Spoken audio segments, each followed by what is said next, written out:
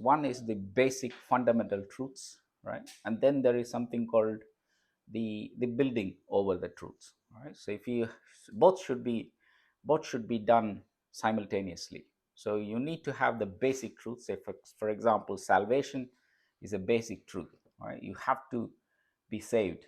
You have to be saved, and you have to die for yourself. You got to save. You need to be righteous. You need to be declared righteous before God. So these are the basic truths without which Christian life is zero. But then, and that's not where we stop. We start building, because if you stop in the basic Christian truths, there is a chance that you will or I will backslide and lose the prize, right? So that's why it's very important. As much as we have to keep on reminding ourselves of the basic truths of Christian life, we also have to build. So we have two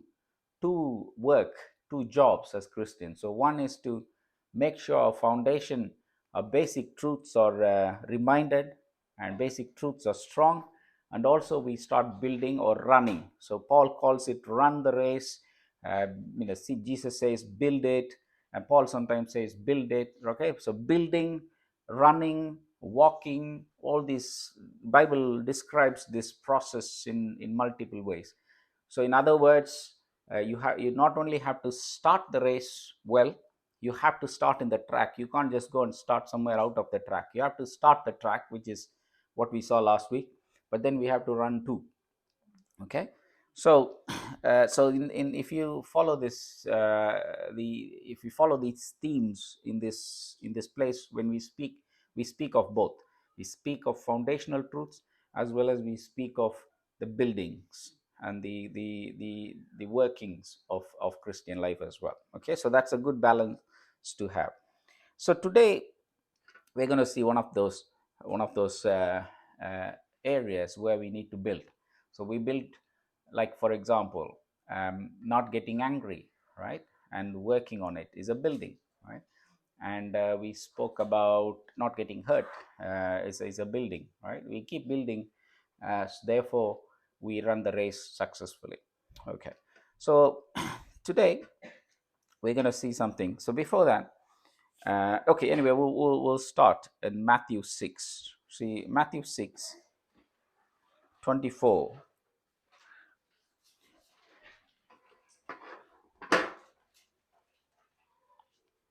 So Matthew 6:24, Jesus says something interesting. All right, I'll read it. Matthew 6:24. He says, "No one can serve two masters, for either he will hate the one that and love the other, or he'll be devoted to one and despise the other. You cannot serve God and money." All right, he says, you cannot. I'll read it again. Matthew 6:24. No one can serve two masters, for either he will hate the one and love the other, or he will be devoted to one and despise the other. You cannot serve God and money. All right. So he's basically saying you cannot serve two masters. ரெண்டு எஜமானுக்கு ஊழியம் செய்ய உங்களால் கூடாது. So you can't serve two masters. In other words, you can't have two masters you're working for, right? Because what he's saying is you will end up, you might start up ending serving equally, right? But then eventually you will start loving one and despise the other, or you will start getting devoted to one and despise the other. All right, that's how it will end up. So he's saying, instead of trying this technique, you better serve one master. Right, so that's right. And he could have easily said, okay, don't serve two masters, and he could have said, don't serve God and, let's say, idols. He could have said that, can't he? So don't, or he could have said, don't serve anger and God, right? Don't serve your lust and God. He could have said a lot of things, but he picks money, money as one of the masters, okay, because it has this tremendous power to master us, to control us, to overpower us, right? and we could easily end up serving money. Okay, so in in Christian life, if you look out throughout Bible, this theme has been, you can see this theme always. If you go to First Kings 18:21, right? First Kings 18:21, there the man of God called Elijah says something. So First Kings 18:21, right? He says, Elijah went before the people. Right? This is the Israelite Jewish people. Elijah went before the people and said, how long will you waver between two opinions? Right? If Lord is God, follow him. But if you think Baal is God, follow him. All right, don't just keep on flip flopping. One day you think Baal is God, and one day you think God is God, Jehovah is God. Don't do that. He says, you decide. All right, you pick a side. Right. So this is how the Christian life works. You have to pick a side in Christian life. You can't just have this kind of two opinions. Right. You have to pick one side. So this has been a theme across the Bible. And if you go to Joshua, for example, I'm just going to give you some examples so you understand this biblical principle. Go to Joshua 24:15. See, Joshua says something very interesting there as well. So Joshua says, Joshua 24:15, he says, but if serving Lord seems undesirable to you, then choose for yourself. You have a choice. Choose for yourself this day whom you will serve, whether the gods your ancestors served beyond the Euphrates or the gods of Amorites in whose land you're living. But as for me and my household, we have picked a side. We will serve the Lord. All right. So he's also giving a choice. See, this is our God. Our God is a God who doesn't push you or push me to serve him. All right. He doesn't do that. And we as Christians should never do that either. We should not push God into people's throat. Right? We should not say, you have to follow this. Right? You shouldn't say like, oh, otherwise you'll go to hell, or threaten. It is true, it's a truth, but you should not threaten people into doing one thing. All right. See, Elijah says, if you think Baal is God, just go ahead. All right. If you think then Jehovah is God, then stick to it. Don't just flip flop. Joshua says the something same thing. If you think God is Jehovah is God, stick to him. All right. And if you think the Amorites God is the God, then go ahead. But then he says, I have taken my stand clear that me and my household will serve the God only. All right. If you will see this verse stick on a lot of houses, me and my house will serve God only. Now, if you go to Revelation, there is church which tried it. All right, a church called Laodicea. Laodicea church tried this technique to serve both. Like, we can try this and that both. Right, but look what happens when God says, Revelation 3:16. Right, He says, so because you are lukewarm, neither hot nor cold. So you're not completely hot for God, right? You're not on fire for God, and you're not either completely cold, right? And I would expect God saying, okay, that's fine. At least you have some heat in you, right? We'll give it a chance. Maybe we will try and work on it. Well done. Look at these guys who was completely cold. These guys are so bad, cold guys, but you are not too cold, right? You're kind of warm.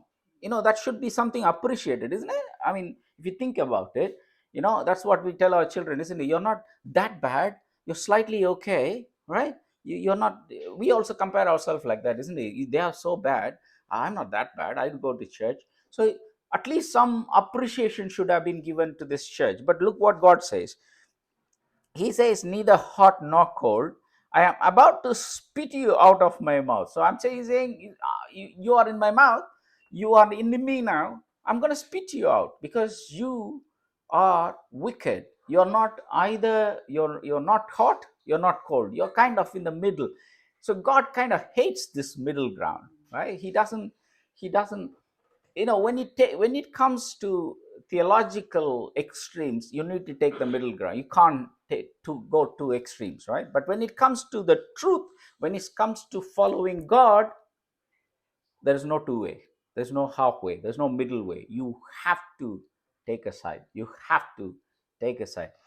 I don't know if you remember, there was this Gulf War going on.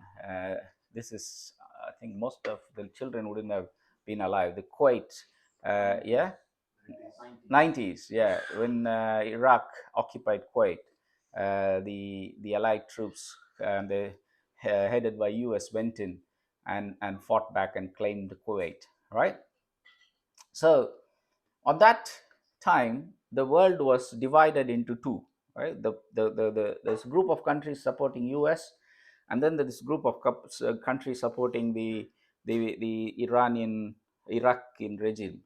But Bush, so US was very confused as to which side, who, nobody knew which side, because many people said, no, no, no, we are kind of middle, we don't want to come this side, we don't want to go that side, we want. So Bush said that, Bush did something very smart.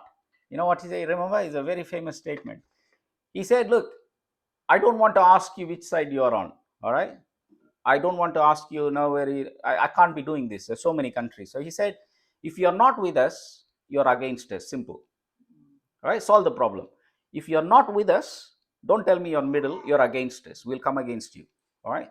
And then all of a sudden, every country followed US. They came behind it. All right, simple. All right, that's exactly what Christ is saying in the Bible. If you're not with me, you're against me. Simple as that. All right. There's no middle way. There's no, like, half God, half money, half world, half nothing like that. You're either with me or you're without me. You're against me.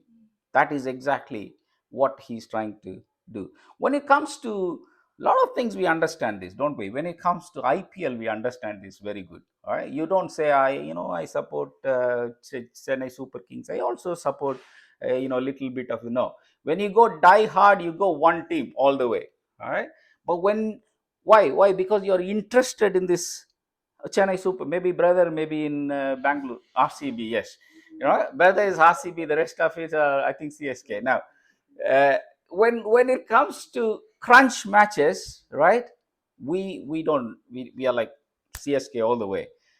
But when there is two other clubs playing, let's say Rajasthan Royals and what's the from Gujarat, okay, let's say they put, we don't even care which side we are, right? We don't care. Why? We are not interested whether they win, they lose. We are not interested unless it affects CSK's playoff qualification. Then we are interested. The rest is like, I don't care what they play. I only want to see what CSK does, right? That's exactly what it is. When it comes to things that matters, we take sides. When it comes to things that doesn't matter, we don't care, right? We So if you really care about your Christian life, if you really care about God, you have to take a side, understand, right? Here God is saying, right, you have two masters for you. A master is the one who orders you or one who controls you. There's a master and you're a slave. So the master is the one who controls a slave. So here God is saying, take me as a master or take money as master. Don't play this middle ground business. I don't like it. All right. So you might try and play around with it, but he says you will definitely end up loving one and hating other. You will definitely respect one and despise other. That's how it will end up. All right, but it's not easy. It's not how we start. We try to start the balance well and say, okay, I'll do this and I'll also earn. I'll also go behind money and I'll also, but that won't work. So it is very important that we understand who's our master, and Bible throws some light. It's very hard to see who's our master. Sometimes we can't really, we think, many people, when you speak to them, or even myself, I was confused once upon a time whether I'm really a slave of God or slave of money. What's happening here? I love God, but then I need money as well. Where do I stop this between? All right. But God, thankfully, Bible gives us some advice on it, so we decide whose master we are. All right. So who is our master? Sorry, whose slave we are? Who's our master? All right. Let's go and see where we stand and whose slave we are and who's our master. So first of all, If you go to Matthew 4:8, 4:8, right? I'll read it. Again, the devil took Jesus on an exceedingly high mountain and showed him all the kingdoms of the world and their glory. And he said to him, all these things I will give it to you. All right, all these kingdoms, glory, and the world and everything in it, I'll give it to you. If you can fall down and worship me. Then Jesus said to him, away with you, Satan, for it is written, you shall worship the Lord your God, and him only you shall serve. Then devil left him, and behold, angels came and ministered to him. Right? Here, Satan is giving Jesus a choice. Right? Choice. You can have everything in the world. You can have its glory, you can have its money, everything in it, you can have it, because Adam has given these things to Satan. So it's Satan's has ownership of all the material wealth in this earth. Now he says, oh, you can have this, right? You can have the glory, you can have the material stuff, you can have the whole world. The only thing you have to do, though, is to just bow down a little bit to me, all right? And you can have all these things. But Jesus was very clear. He said, look, I have come to serve the Father, all right? Now you're telling me I could serve the Father as well as can have the world? That's what he's saying. He's saying you have the Son of the Father. That's not going to change. All right, you're going to serve. Fine, I'm fine with it. But take this world as well. Take this glory as well. Take this material wealth as well. But for that, all you have to do is to put me and God in the same pedestal. You worship God, I know that, but you need to worship me too. All right. So if you can do these two together in balance, some sort of balance, we can strike a compromise here. You don't have to be my enemy here. For which I'm going to give you all the wealth and the world, and everything belongs to it.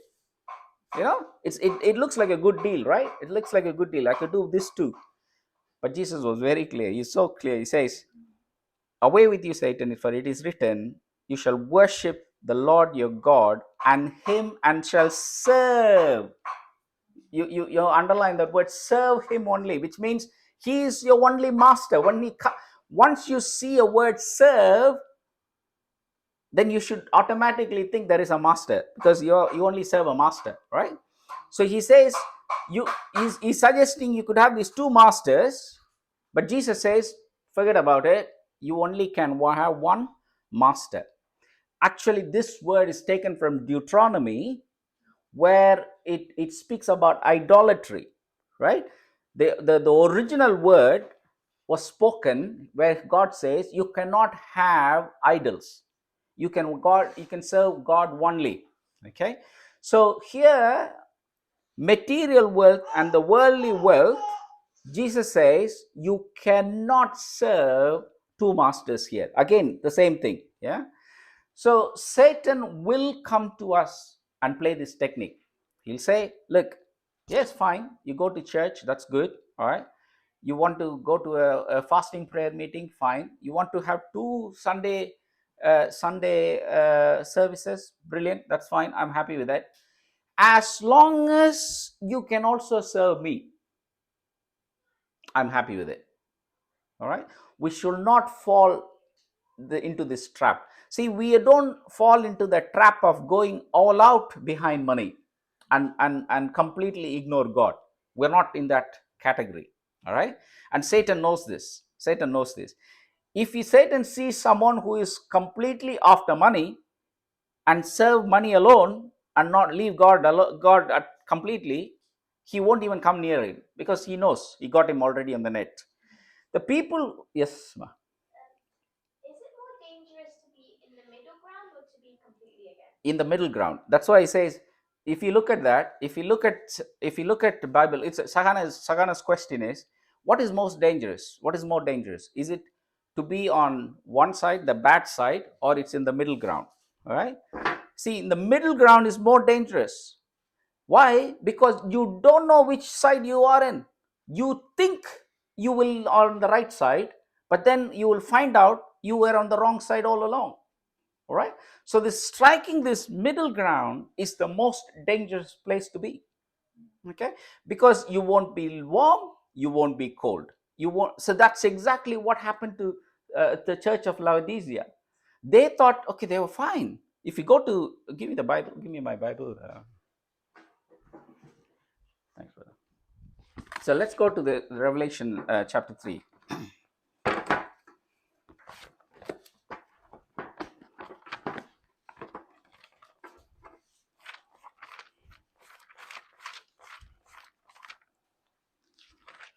See what happens to Laodicea. Say, 3:14. To the angel of church in Laodicea write, these are the words of the Amen, the faithful and the true witness, the ruler of God's creation. I know your deeds, that you neither cold nor hot. I wish you were either one of the other. Right? I wish you were cold. That's what he's saying. Right? He says, oh my God, I wish you were cold. What kind of God says that? Right? He says, you are either hot or cold. That means, I wish you were cold. Why does he say that? You know, the reason why he says that is, if you're cold, at some point there is a hope that you will realize that you're cold and then you flip to hot. But if you're neither hot nor cold, you have this risk that you think you're hot, but you never were hot. Right? So that's what you mean. See, I don't know if you heard about this story of frog and the hot water. Have you? Yes? Good. I'll repeat. Anyone else heard it? All right, it's good. Only one. That's interesting. Okay, anyway, I'll show you. I'll tell you. See, if you want to kill a frog, all right, if you want to kill a frog, you don't put the frog in hot water. It'll jump out. It'll jump out. Okay, it knows it's a hot water. It'll jump off. But if you put it in a cold water and slowly turn the heat up, the water will slowly get warmer and warmer and warmer and warmer and warmer. It won't even realize. By the time it realizes, it will be dead. Because of the thermoregulator in the body, it will try to cope and cope and cope, and then until a point it can't cope and die. All right. So that is the problem with lukewarm. You don't know whether when you walk into this dangerous path, right? This frog, if it doesn't know when when it's crossing the dangerous point, all right? Because it's lukewarm already, right? So lukewarmness is very, very dangerous, right? So you cannot. That's the exact trick Satan is playing with Jesus. Obviously, Jesus knows his Bible, knows his Bible verse, right? God's word. That's why he managed to come against him and say, "Look, you don't play these tricks with me, right? You can't. I exactly know that you can't do this too. All right. I know your offer sounds very good. I can have best of both. All this particular bread from Hovis, it says best of both, right? I hate it. I hate it. Either you should have a white bread properly or have a brown bread properly. You have this two. You don't have the satisfaction of having a white bread or a brown bread. Yeah, for the 50-50, best of both they call it. It's not best of both for me. Anyway, so this best of both. See, it's a human tendency. I'll tell you, this is a human wantingness, right? You want to be healthy, at the same time you don't want to be healthy, so they come this middle ground. It's like Subway, for example. You want to be healthy, but you like junk food. What do I do? Somebody has thought, okay, fine, I put a lot of greens in it and put a lot of junk in it, and then put both, bring both people in and trap them. It's a complete junk. What you see in Subway is complete junk. See, this is human tendency, like this crossover, they call it in car. I can't buy a SUV because it's very expensive. I don't want to buy a small car because it's very what do I do? So I bring a crossover. It looks like SUV. If you, in your mind, if you think you're driving a SUV, you are driving an SUV. If you think you're driving a family car, you are driving a family car. So this crossover, right? And it's everywhere. It's everywhere. Why is this everywhere? Why is this everywhere? Because we love it. We love this kind of middle ground. We don't want to go too bad, we don't want to go too good, We want to be on this kind of middle ground. We like it. It's in our psychology. It's in our, and Satan is playing with that psychology to Jesus. All right, you can have this both. I know you have come to serve Father. I know that. All right, everybody knows that. You know that. People know that, and Mary knows that. Everybody knows that. But then I'll also give you a little choice here. All right, all you have to do is to just bow down and worship me, and I'll give you this as well, so you can both serve both. And Jesus said, no, no, no, no. Bible clearly says you can only serve God only. All right, let's read that one more time. Let's sink in. Matthew 6:24. Right? No one can serve two masters, for either he will hate the one and love the other, or he will be devoted to one and despise the other. You cannot serve God and money. If you go to Matthew 4 again, to what the Satan's one, right? He says, Matthew 4:8. Again, the devil took him. All right, 10, right? Then Jesus said to him, away with you, Satan, for it is written, you shall worship the Lord your God alone. God and him only you shall serve. So it's very important that who we serve is very important. Whom we are controlled by is very important. Okay, so it's very important that you don't hit this middle ground. So first thing is, what do we prioritize? Here, God was given a choice. Jesus was given a choice. He prioritized serving God only. This question of whom do we serve will come all through our lives.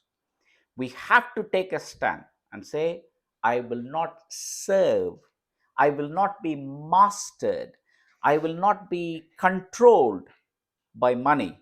I will not be controlled. In fact, you shouldn't be controlled by anything. But here he's speaking about money because money is such a powerful master.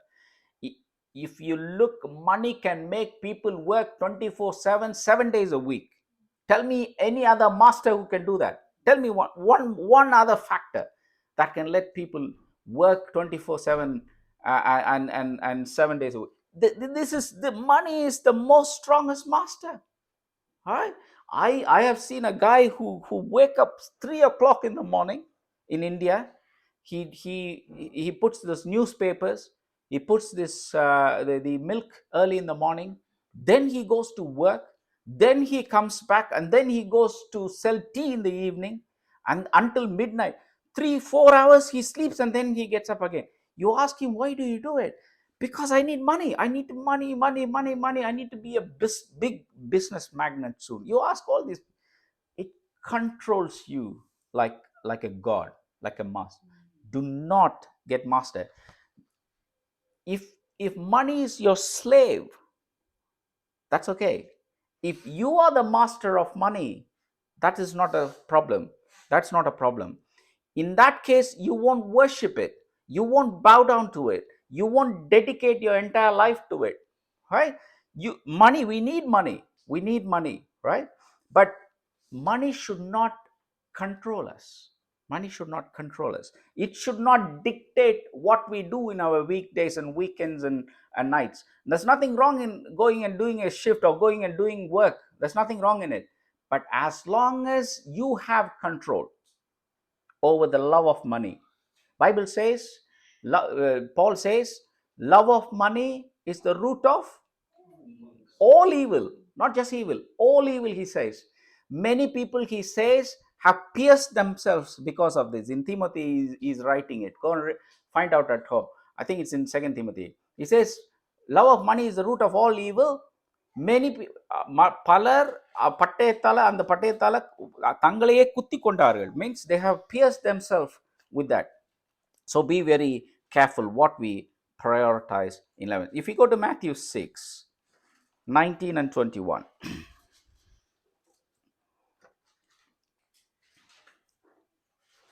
19 and 21. See what he says is, do not store up yourself treasures on earth, where moth and vermin destroy, and where thieves break and steal. but store up yourself treasures in heaven, where moths and vermin do not destroy, where thieves do not break in and steal. For where your treasure is, that's where your heart will be. All right? That's where your heart will be. See, he doesn't say don't store up money. He doesn't say don't store up. In the Bible says good father will leave inheritance to his children. All right? He doesn't say don't buy land or don't buy house. Not. He says don't store up treasure. What is treasure? Treasure is the most valuable thing in your life. I've looked at the definition of treasure. It says it's the thing that you value the most. That's your treasure. All right. He says don't store up treasure in this earth. Let your treasure not be based on your earthly things. All right, because this is all going to get destroyed. So have money, but don't think it's your treasure. Have a land or a house, or have a car, but don't think it's your treasure. Right? Don't think it's your treasure. Use it. Use it as a slave. Use it as a slave. You be in the driving seat. Because he says, he puts it nicely, where your treasure is, right, that is where your heart will be.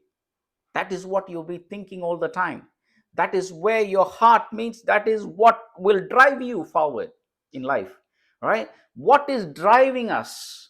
What are we prioritizing in life is very important. If we prioritize money on earthly things in life and then put everything at the back burner, we need to be really careful here, because then you know that you have a master in your life. So the first thing to find out whether money or other things is your master or God is the master, if you sit down and reflect yourself and see what motivates you, what is your priority in life, what do you think is your treasure? If you lose money, if you lose treasure, what happens? You're devastated, you're depressed, right? You lose money, does it affect you? How much does it affect you? Right? That becomes your treasure. I don't know what's your treasure. Your treasure may be different, right? But what is that is your treasuring? I remember once upon a time there was a cycle called BSA SLR. I don't know how many of yes. Too many 90s kids, 80s kids, or 70s kids here. BSA SLR. I had this new bike, a cycle, bought to me by my dad when I was in, I think, 8th or ninth standard. Oh God, that was my treasure. Midnight, I used to wipe that bike clean. 11 o'clock, I used to wipe that. Before I go to bed, I make sure there was this little paste you put on it, and then you clean the muck off. That was my treasure. We used to cut the cassette tapes and put it on both sides of the handlebar. And everything was revolving around this bike for me. That was my treasure. It didn't last much, but then on that given time, that was my treasure. Right? Everything around it. Somebody touches that.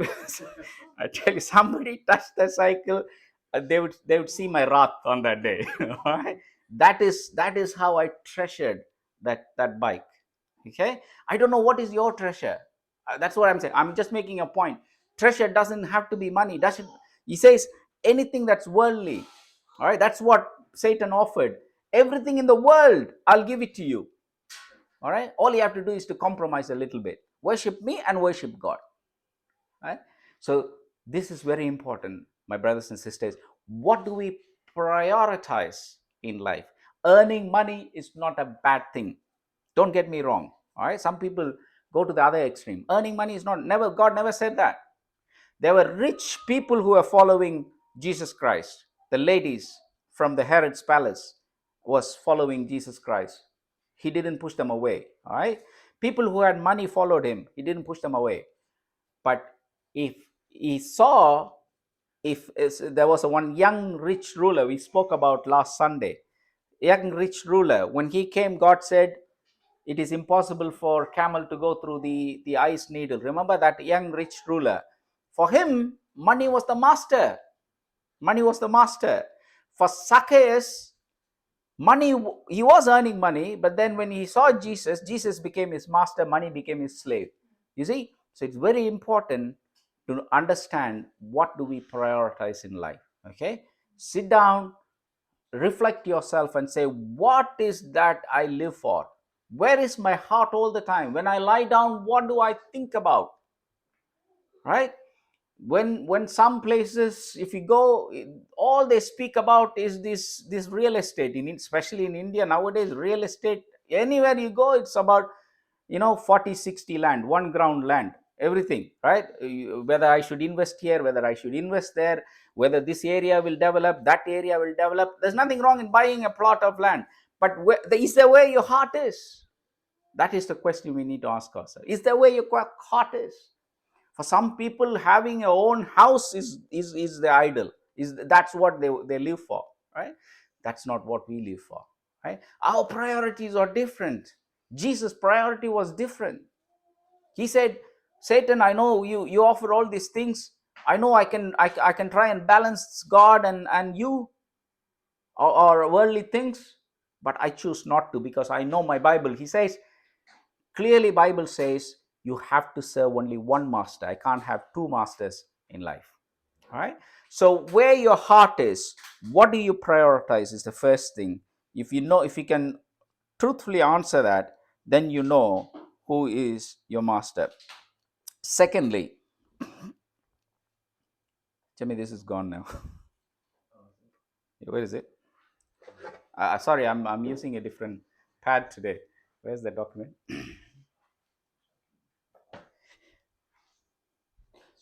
So the first thing is, what do you prioritize? Second thing, let's go to Matthew 6:25. Matthew 6:25.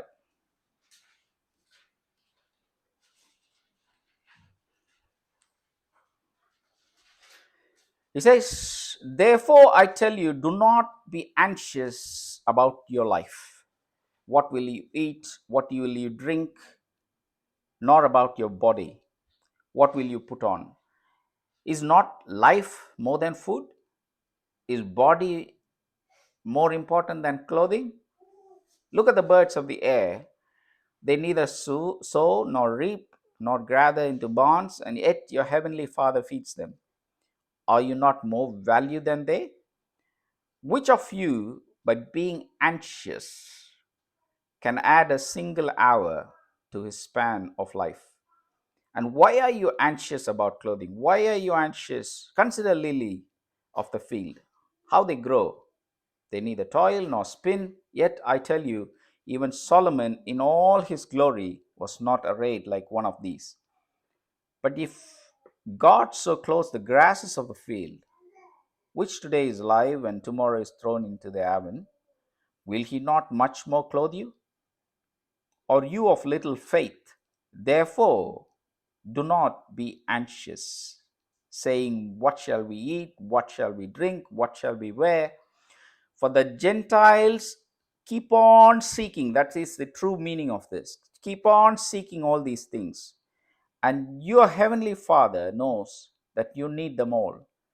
But seek first the kingdom of God and his righteousness, and all these things will be added unto you. Therefore, do not be anxious about tomorrow, for tomorrow will be anxious for itself. Sufficient for the day is own trouble. All right, we'll stop there. Now here he says, how you just underline. It's a good Bible study. It's underline. See how many anxious is there. Don't be anxious. Don't be anxious. Don't be anxious. Don't be anxious. And then he says, don't be anxious, but seek. He says, seek. All right. And he says, Gentiles seek all these things. If you go to the original Greek translation, it says, keep on seeking, right? Keep on seeking. Keep on seeking. Seeking is what is seeking? What is seeking? It's not like finding something, when you go out. Seek, say if I lost my ring, for example, in this grass, right? And I go seeking. Right? How long will it take? Will it take for me to find this ring? You think? Forever. I have to be really methodological in my seeking, right? I have to be really careful. I have to put my complete attention into it. I have to think about it, how I'm going to tackle this entire field. Seeking is quite an intense activity. It's not like casually coming to church or casually walking around and looking around. Seeking is entirely a different ball game from looking, right, or studying. Seeking is intent looking, right, putting everything into it, methodologically thinking about it, and keep seeking. That is what Bible means. That is what he means seeking there. So he says Gentiles, or the people who don't know God, they dedicate their entire life in seeking behind what they can eat, what they can clothe. Nowadays it's about what they can drive, what they can build, where they can go, whether I can go to under the Atlantic Ocean to look at the Titanic. There's a lot of seeking, right? A lot of money has been spent in seeking for luxury, seeking for pleasure, seeking for worldly things, right? He says, don't be anxious about all these things, right? Don't keep on thinking, oh, what will my children do, how are they going to study, or what are they going to do. Yes, of course we need to guide them, of course we need to put them in a good institution, of course we have to motivate them, but that should not create anxiety in us, right? What we are going to do in the future should not create anxiety in us. You shouldn't get anxious about it. How am I going to tackle it? How is this going to work out, right? Especially, he says, he picks eating, clothing, drinking, which means the essential things, right? The nowadays, because we are so well off in the essential things, now we start getting anxious about other things.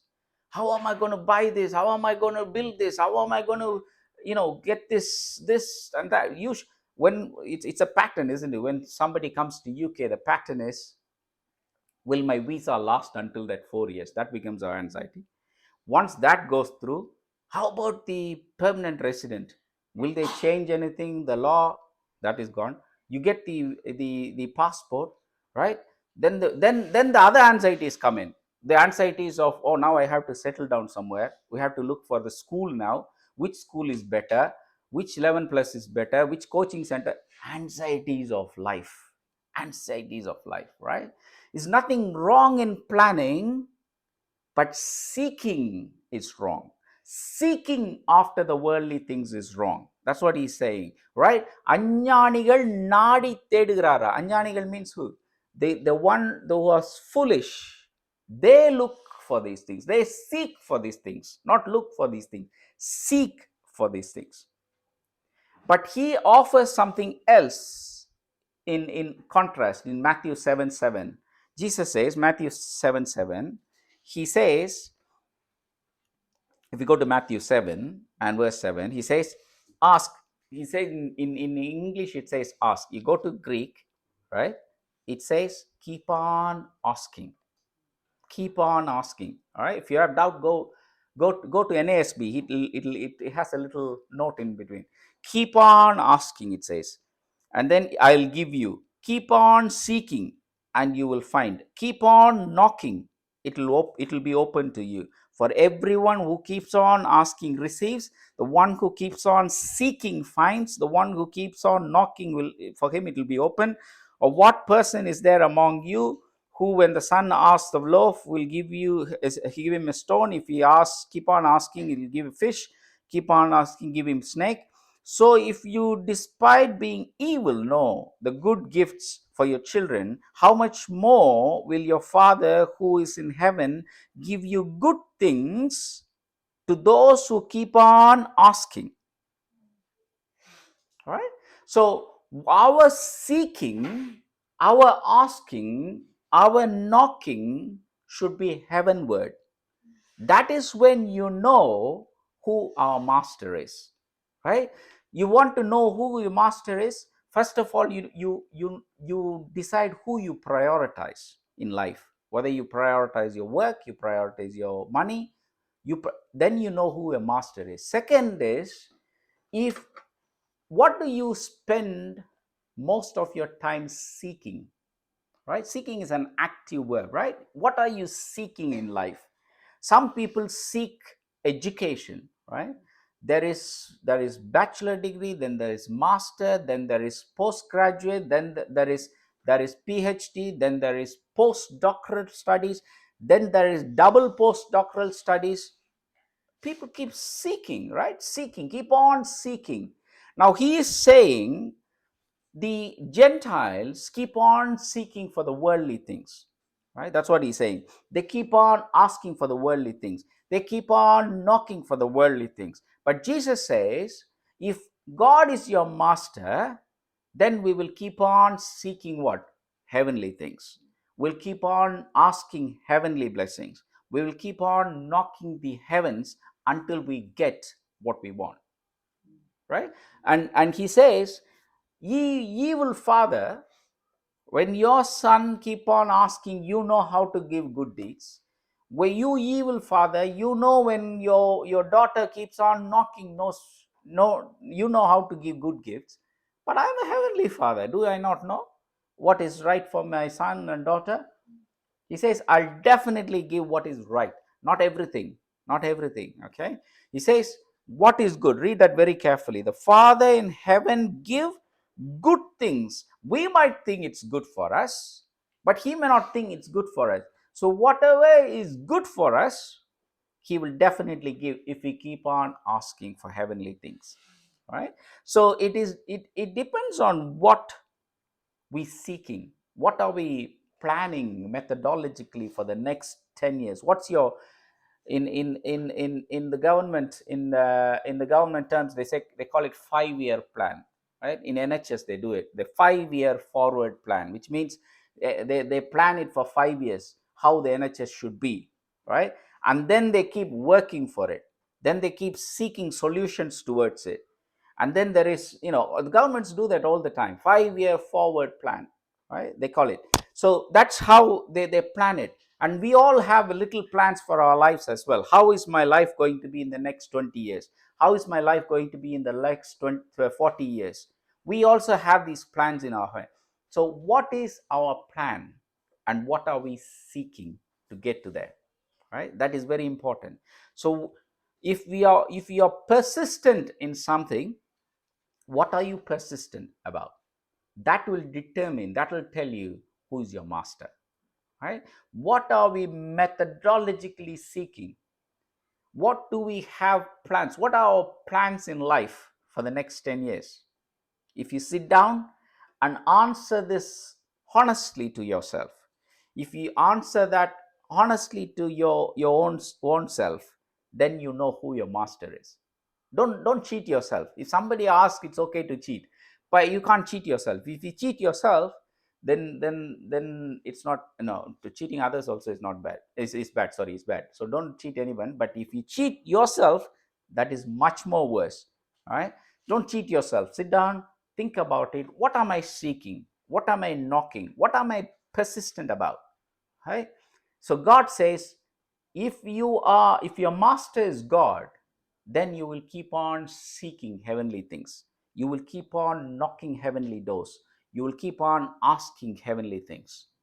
Right? So in our prayer life, in our personal life, in our family life, what are we prioritizing? What is, for number one is, what are we prioritizing? Number two, what are we seeking? All right. Let's go to the third one. See, before we go to the third one, I want to read one word from Hebrews 11:6. Hebrew 11:6.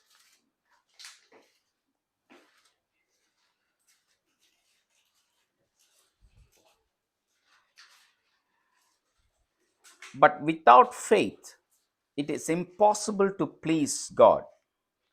For he who comes to God must believe that he is, and that he is a rewarder of those who diligently seek him. All right. He is a rewarder He only rewards those who diligently seek him, not just inquire about him, not just casually ask about him or just casually follow him. He is the rewarder of those who diligently, means very carefully, putting a lot of effort into it, and then seek him, like seeking to find this little ring in the field. I have to be diligent and be seeking to find this treasure in this big grassland. That is how.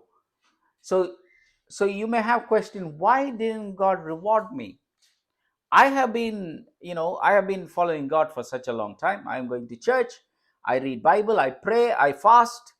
Why is this heavenly reward not coming down? Why is that I'm not blessed with certain spiritual blessings in my life? Why is this not, I am not being rewarded? Why is God not speaking to me through Bible like other people tell me that they do get spoken to? Why is this reward not coming through? Answer is very simple, my brother, sister. Have you diligently sought him? That is the question. If you diligently seek him, he will reward you for that. All right.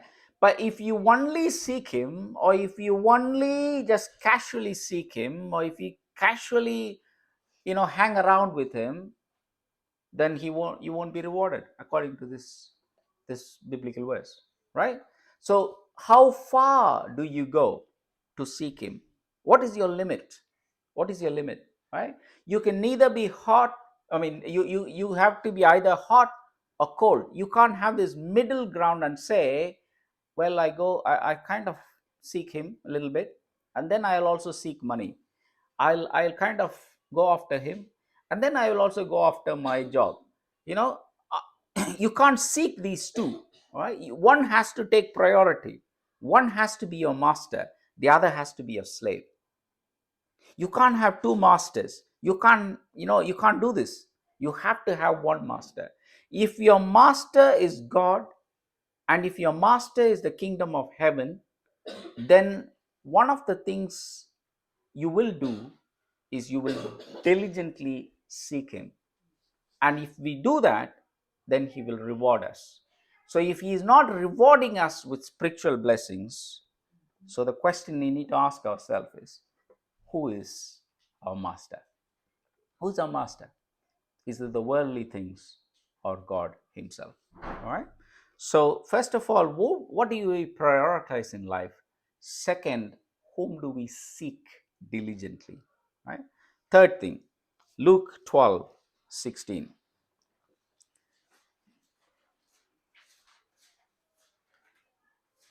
Luke 12:16.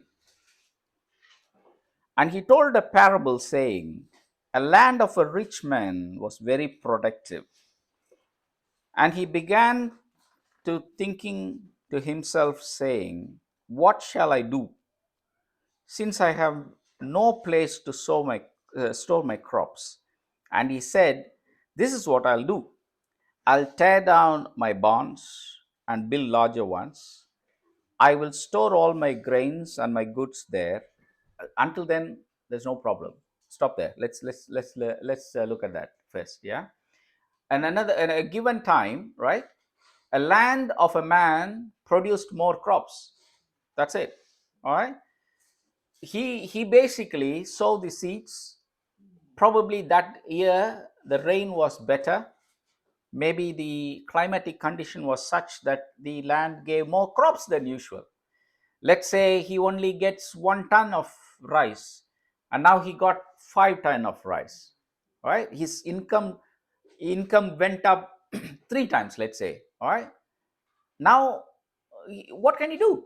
What did he do? I mean, he sowed the land, and the climatic conditions were better. Right, he didn't go seek after it.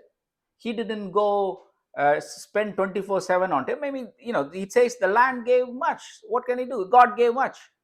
Right, like we also, sometimes God gives a better salary for us, sometimes God gives a better job for us, sometimes God gives a better house for us, sometimes God gives a better country for us. right? God sometimes just gives it, even though you don't seek after it, even though you didn't spend money after it, you don't spend the entire life looking after it. God sometimes gives blessing, right? This guy got that blessing, and he said, he thought it rightly. He said, okay, now I have to store these things, I have to build the bread. So if he were only stopped there, he would have been fine. Look what he says, 19. And I will say to myself, you have many goods. That this is where the master switches, right? This is where the what you live for switches. And I will say to myself, you have many goods stored up for many years to come. Relax, eat, drink, enjoy yourself. This is where the problem comes. But God said to him, you fool, this very night your soul is demanded of you. As for all that you have prepared, you will own it. You will own it now. Such is one who stores up. Who will own it now? Such is the one who stores up treasure for himself. Listen, take a point of treasure for himself, and is not rich in relationship to God. All right, but I'll read it one more time from 19. Luke 12:19. And I will say to and I will say to myself, you have many goods stored up for many years to come. Relax, eat, drink, and enjoy yourself. Can I have a little drink, Sagana? Thank you. Yourself. But God said to him, you fool, this very night your soul is demanded of you, and as far as you have prepared, as for all you have prepared, who will own it now? Such is the one who stores up treasure for himself and not rich in relation with God. Right? Now, this guy's master his wealth has become his master. Right?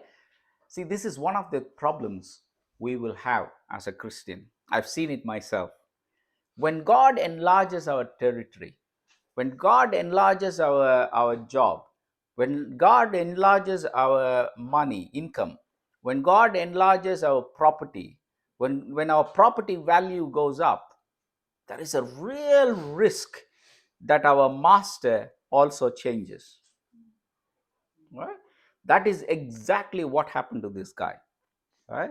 He was fine, but then once everything came okay, he decided to say, okay, now that I have everything, once upon a time I didn't have much in my life. Now that I have everything, now I have a better country to live in, now I have a better salary, now I have more disposable income in my hand, I have a better job, I have better position. Now let me sit back and relax. Let me eat. Let me drink. Let me enjoy my life a bit more. God says, you fool. He calls him fool. Fool. Right? What are you rich towards? Rich towards God? What's your treasure? That's what he's asking. This is what your treasure is? Is that what you're happy about? So are your treasure? So he's asking if and is not rich in relation to God, right? You're not happy. In other words, you are happy about these things, and you're not happy that me, God, who gave you all the riches. You should have been thankful to me. You should have been happy that the reward is coming from heaven. You should have been happy that the heavenly God is looking at you in a graceful, with his graceful eyes. But you took the eyes of God, and your eye went to the wealth that I gave you, and now your master has switched from God to wealth, and he calls this person fool. Fool. He says, if only I were to continue as your master, even if you are dead, you would have gained the entire world. But now that you are switched, now your the wealth has become master. He says, if you die, what is this wealth is going to do for you? Nothing. Nothing. His thing switches, and his source of happiness. It's very, very important. This is a lesson God taught me years ago. he said, where is the source of happiness? Right? Where do you draw your happiness from? Determines who your master is. If my joy and happiness comes from the fact that I bought a better house, if the source of happiness comes from the fact that I have a better job, if my source of happiness comes from the fact that the plot of land I bought went up in price, God save us. Our master is not God. Our master is not God. Our master is money. Let us accept it. Let us accept it and then try to change. Then ask God to change us. Right? So sit down, think to yourself. I've told this to many people in my personal conversation. I said, sit down, lie back, and think for yourself what makes you happy in life. Buying a new car doesn't make you happy. Buying a new mobile phone doesn't make you happy. What is the source of happiness in your life and joy in your life? That will tell you who your master is. Right? If the source of happiness comes from the fact that you have enough money, like this guy, your master is wealth, not God. You cannot have two masters. Don't forget this. You cannot have two masters. You can't say, I will enjoy this and I will also enjoy this. All right. So being happy by going out to a restaurant with the family is not what I'm talking about. Being happy that you have a better job is not what I'm talking about. The source of your joy, not happiness, joy is much more deeper, right? The satisfaction you get in life, the permanent state of rest you get, not being anxious, where is that coming from? Right? If the primary source of happiness and joy comes from the fact that you have material wealth, if the primary source of happiness and joy comes from the fact that you have better job, it's not right. It means that is your master. That is what is, you become a slave for whatever makes you happy. Right? For some people, drugs makes them happy. For some people, illegal relationships makes them happy. Well, we may turn around and say, oh, I'm not like that. Alcohol doesn't make me happy. Drugs doesn't make me happy. Illegal affairs doesn't make me happy. But then there are other things other than God can make you happy too. Right? So you have to be careful. What is the primary, so I'm going to repeat this, primary source of happiness? All right. In other words, say for example, God makes me happy. Being with God makes me happy. Going to a restaurant makes me happy. Earning a bit of money makes me happy. Getting a good job makes me happy. Now if the job disappears, my happiness is not disturbed. I don't go to restaurants anymore. Doesn't matter. It doesn't take my joy away. I don't earn as much as I have. Doesn't matter. I lose a bit of money. I lost maybe 10,000 pounds because the value of something went down. Doesn't matter. It doesn't disturb my primary source of happiness. But when the presence of God leaves me, no matter what I have, I am devastated, I am depressed, I am done, I am so miserably sad. That is the happiness I'm talking about. See, that is what David is saying. Don't take your presence of me. Do whatever you want. You want to hit me, hit me. You want to kill me, kill me. You want to take my son, take my son. You do whatever you want, but don't take your presence of me. உம்முடைய சந்நிதியை என்னை விட்டு என்ன பண்ணிடாதீங்க, விளக்கிறாதீங்க. Your presence is what my happiness comes from. The fact that you are with me is what makes me happy in life. That is, David is so special. I think brother also touched David today. David is so special. See what he says. Go to Psalms 122. 122 1. I was glad when they said to me, let's go to the house of God. Right? See, they asked me to come there, come here, come there. That doesn't give me happiness. When it says, come to the presence of God, let's go to the house of God, because those days, house of God is where the presence, that's where the glory of God was. Right? Nowadays, we have it in us. But those days, it was in the house of God. He says, when somebody said, come, let's go to the house of God, I was so glad. That is what made me happy, his presence. Right? So, my brothers and sisters, question you need to ask yourself, again, don't lie to yourself. What makes you happy in life? Are you like that rich man who said, okay, I will increase the barn, I will do this, and then I will tell myself, be happy and merry? Or is God's presence makes you happy? I'm going to summarize the thing. It's very important to understand that we cannot have two masters. You cannot have God and money in your life. How do I know that? How do I know who is my master? One, it depends on whom you prioritize in life. Whom do you live for? What do you live for? Priority. Number two, touched on that. What do you seek in life? What do you spend most of your time doing in life? Number three, what makes you happy? What delights your heart? What is that you're so happy about in life? If you can answer these three questions truthfully when you go home, you know who your master is. If your master is world, if your master is money, take Jesus' word that was given to Satan. You cannot serve two masters. You will only have to serve God only. You cannot serve anyone else. You have to make a decision, like Elijah said.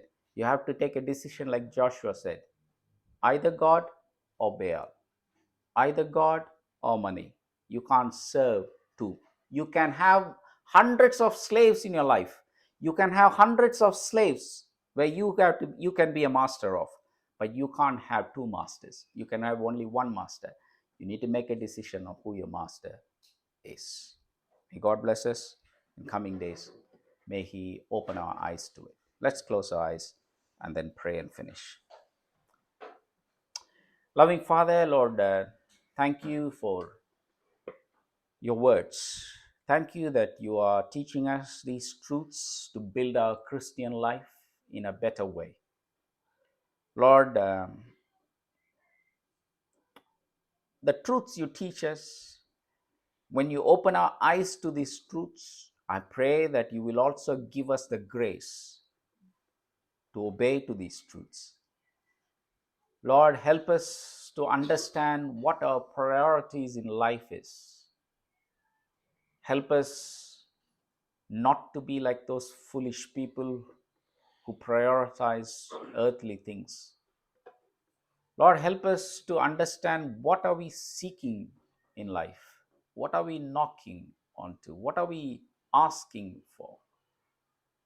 And thirdly, Lord, help us to understand what makes us happy in life. Let your presence alone make us happy. Let your heavenly blessings make us happy. When you reward, help us to delight in those rewards, not earthly things, Lord, heavenly things.